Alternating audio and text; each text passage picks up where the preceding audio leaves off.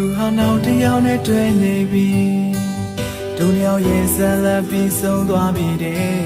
ဒါထားသွားခြင်းမလားအသေးခွဲတယ်လို့ခေါ်ရလားသူကမုံမှုမလွယ်တယ်လို့ပဲငါမမေးမှုမဖြစ်နိုင်တော့ပါဒါရဲ့ဆက်ခြင်းမလားအသေးခွဲတယ်လို့